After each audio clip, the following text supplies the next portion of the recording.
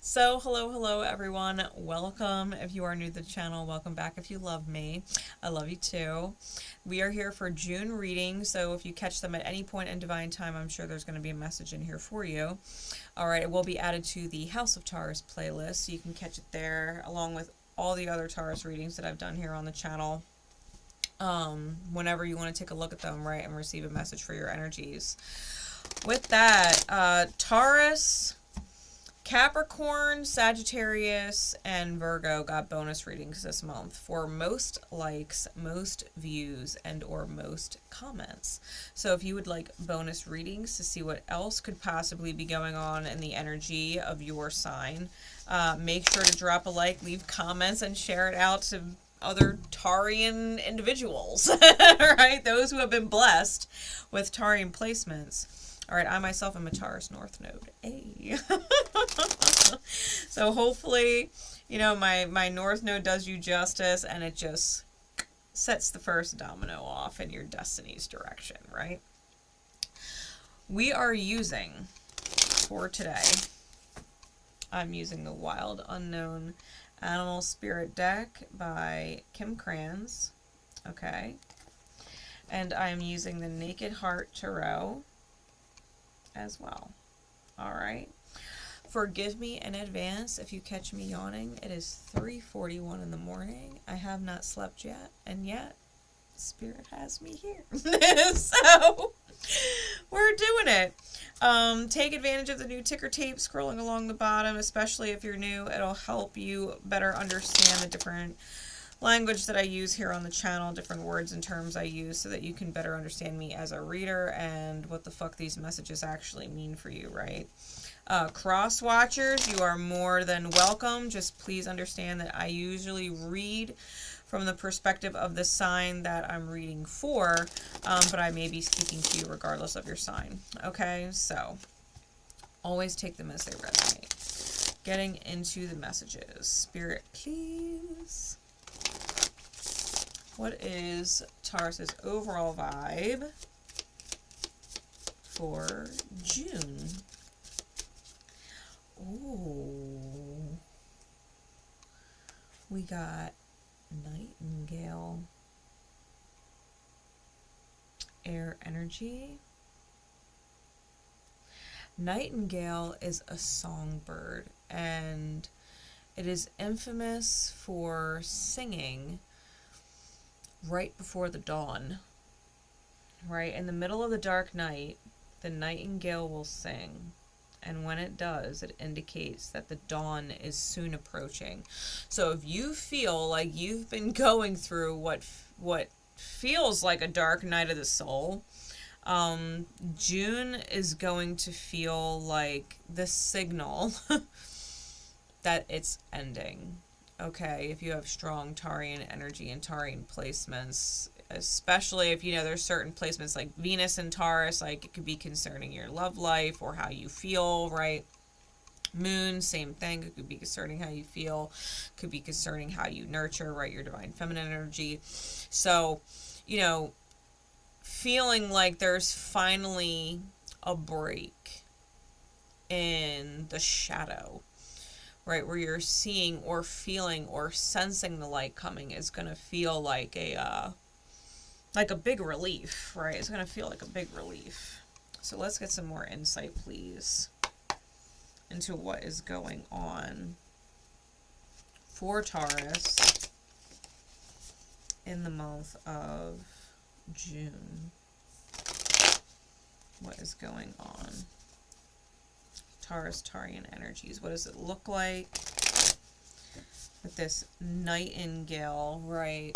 Songbird breaking through for you. Yeah, we've got the 9 of Swords. The 10 of Cups. That's quite a fucking follow-up card. It's like night and day.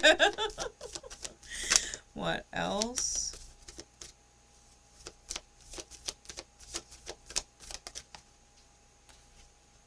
We've got the Chariot in reverse. And the 4 of Wands. All right, clarities, please. Got the Three of Swords clarifying the Nine of Swords. Clarify the Ten of Cups for me, please. Or all of them, that's fine. Got the Nine of Pentacles, the Empress, and the Fool. Empress is your energy. Chariot in reverse, that's Cancerian energy. You may have harder Cancerian placements like Cancer South Node, Cancer Chiron, Cancer Lilith, things like that going on. It could also be the fact that Lilith is dipping back into Cancer for June that might be affecting your energy. And then we have your energy here as well as Uranus, which is also in your, well, Uranus is in your sign, right? It's in Taurus right now, so it's Arian energy. You may have Aries in your chart. We have the Three of Coins on the bottom and the Five of Cups on top. So listen, Taurus. Sneak peeking at the bottom of your deck. The Wheel of Fortune is underneath the Three of Coins with the Heart of Pentacles, which is the Queen of Pentacles. Then we have the Movement of Cups, the King of Cups, and the Six of Cups under that, and the Eight of Cups under that, right? And it might be someone, it might be involving someone you betrayed. So listen, you might be wanting to communicate or reconcile with someone who is very empathic when it comes to you. They read you and your needs without you realizing it really fucking well. Like, they know your needs before you do. This is a sacred soulmate, a past soulmate, right? With the Six of Cups, this is a unicorn type person that you may have moved away from and betrayed, right? Potentially dealing with Leo energy if that is strong in your chart, right? But I feel like whatever you're dealing with right now, Five of Cups, your heart is cold over, right? It's iced over. It doesn't want to deal with whatever it's dealing with. It's a sad heart. It's a sad heart, right? You got the blues, right? This is having the blues, not liking where you're at. And that's clarified further or validated further with the Nine of Swords clarified by the Three of Swords. Right, for a total of 9 or 12 swords, right? Right, 9 plus 3 is 12. So you're dealing with this kind of Hanged Man, Major Arcana 12 energy when it comes to the mind. It's major stagnation. It's major stagnation and needing to see things from a different perspective, right? Because this nightmare state's causing a lot of pain and it's perpetuating, right? It's persisting. This is that dark night energy, right? And I'm feeling like you're reaching a point where you really can't take it anymore. Now, mind you, Jupiter is on North Node this month in your sign, and it's been getting a lot of squares right off the bat from, like, you know, Mars and Leo, and it was getting squares coming into Taurus from Pluto and Aquarius, and, you know, opposing South Node and Scorp. I mean, the first part of this blessing of Jupiter, right, coming into your sign has been really fucking brutal, right? It's been more like blessing in disguise. So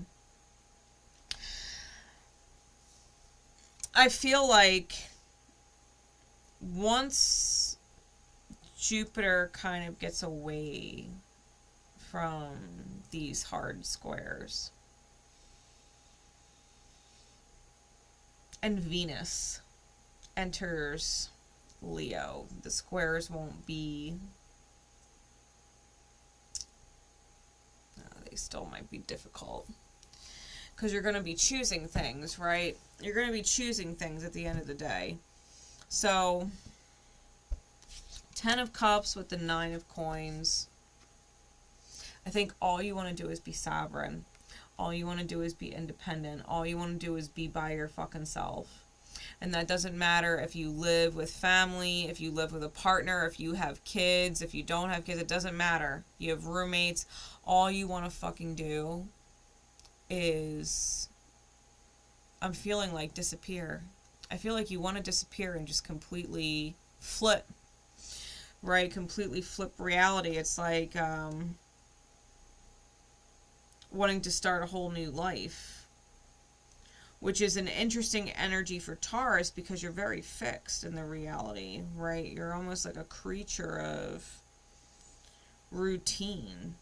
All of this movement is not necessarily your thing, right? You don't like to move around. You like to kind of sit pretty in your Empress energy and let things come to you.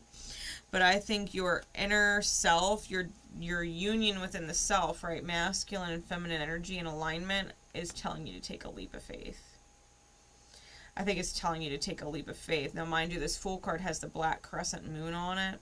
And it reminds me of Lilith, but it's a unicorn, right? And it's this unconditionally loving energy that Lilith can represent, which is loving someone enough to let them go so that they can heal in whatever time they need to heal, right? Even if it hurts. Even if it hurts to leave. Loving them and yourself enough to go, because it's great to love someone else, but if you're loving someone else to your own detriment, that sucks, you know. And Lilith is a teacher of that, right? You know, the experience with Adam was painful enough that she was like, I love you. I was created to love you, but I also love myself, or I wouldn't be able to love you, right? You can't give what you don't have, right? So, you know, in order for you to truly love whoever it is in your experience, whether it's a romantic partner, family, friends, coworker, stranger, it doesn't matter, for you to express love, sometimes that manifests in letting them go, right? Because you love yourself too. You wouldn't be able to love them if you didn't love yourself. And if loving yourself conflicts with loving them, unfortunately, you have to choose yourself. Otherwise, you put yourself in a very painful, codependent situation or abusive situation where you're taking mental, emotional, or psychological or financial hits, right? And I feel like that's probably been what's going on. I think that you've been not moving and trying to nurture this growth that is just not growing, right? The tree is completely bare. But yet there's a lot to birth from within the self, right? But it's not manifesting. Why? Why? And it's because you're in a misaligned reality, right? The people that you're around and the place that you're in, it's not suiting you, right? That's why you're not happy, right? That's why you're not happy. That's why you're in this nightmare, heartbreak kind of state. Who are you dealing with? I'm going to pull another animal card. Who are you dealing with? What energy are you dealing with?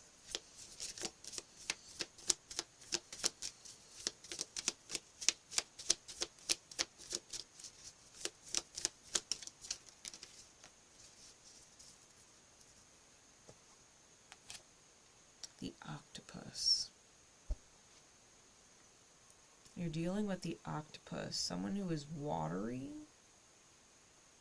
and elusive, right? The octopus is known when they feel a threat present, they will, shoot off their ink to create a major distraction and disappear, right? It allows them to disappear.